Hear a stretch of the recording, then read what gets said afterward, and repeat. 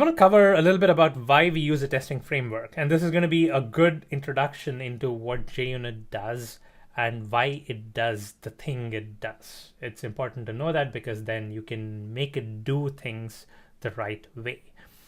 So let's say you have a class like this. You have a calculator class which has an add method, takes in 2 integers, and it returns the sum, right? Let's say you want to test it.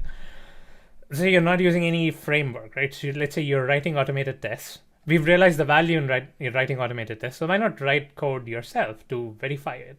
So what would you have to do? You would have to write an automated test, which is something like this. You create a new instance of the class that you want to test. And then you pass it some input values, and then you get the output, and then you verify that the output is what you expect. So you have 2 things here. One is the expected value, what you want the method to return so that you can call it a success. And you can say, yes, this method is working fine. And then the second thing is the actual value, is where you pass the inputs to this thing under test, and then you execute it. And then what you get back is the actual value. So you have expected and you have actual. So this terminology is very important. You're going to be seeing that a lot in JUnit when you're using the JUnit APIs itself. You have the expected and you have the actual. And your job when you're verifying things is to make sure that the expected is equal to actual, right? Expected meets reality.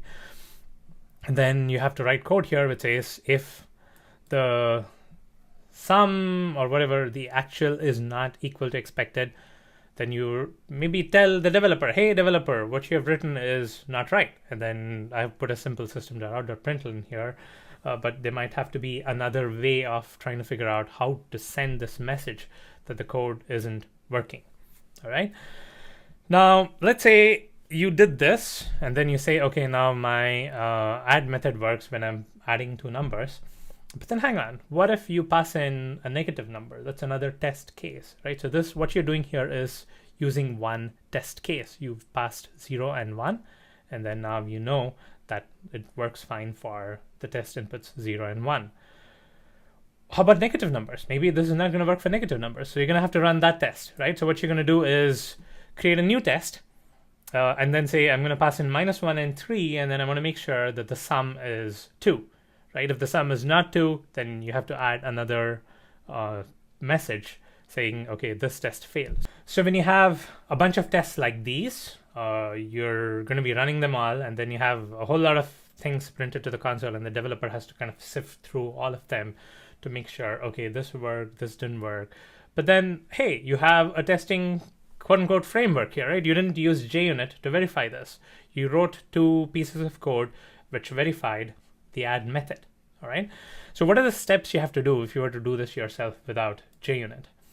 First thing is you have to prepare. You're testing the add method. You have to say, okay, I'm going to be passing 1 and 2, and I'm going to be passing 0 and -3. So that's all your preparation, and then you're going to be creating a new instance of the add method of the calculator class. So you have a bunch of things you have to do beforehand. All right. Once you've done that, you provide the test inputs to the class under test, and then you run the test. Once you've run the test, you provide the expected output, right? The expected versus the actual, and then you verify that result, expected versus actual. And then if the result does not match, if actual does not meet expected, then you have to do something to alert the developer. You have to say, hey developer, this didn't work. All right. So among these things, what are the steps that you're going to have to do for every test execution? I would say that these 3 highlighted ones are something that you would have to do for every test execution, need to provide, which are going to be different, right? So let's say you're testing class A.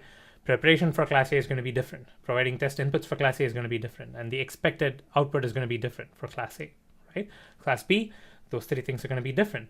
But then what about the things that aren't highlighted? Running the test, verifying the result, doing something to alert the developer. These are common things. You're going to be doing these 3 steps no matter what test you're going to be running. And this, my friends, is the value of JUnit. JUnit is going to be providing those 3 things over here which you know you will have to do for any test.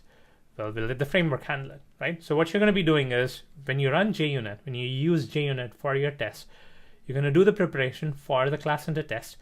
You're going to provide the test inputs, and you're going to provide the test output, right? And then all that code that you write for testing is going to be handled by JUnit. You're going to tell, hey, JUnit, this is my test code. Go ahead and run it, right? JUnit is going to take care of that. And then JUnit has APIs to verify the result. You give it, hey, this is my expected, this is the actual, verify it, right? You might say, hey, what's the big deal about that? It's just comparing equals, right? You're just comparing equality. Well, there are a lot of other things that you can verify. JUnit provides APIs for that as well. And then finally, alerting the developer. You don't want to have a bunch of console messages, right? You don't want to have a bunch of system outs. So you want JUnit to somehow alert the developer, provide a good mechanism for the developer to see, okay, in this huge code base, which has thousands and thousands of lines of code, these are the 3 tests that have failed, provide a nice report, and have the developer be able to go to the right test case immediately after seeing the report, right? This is also something that JUnit does.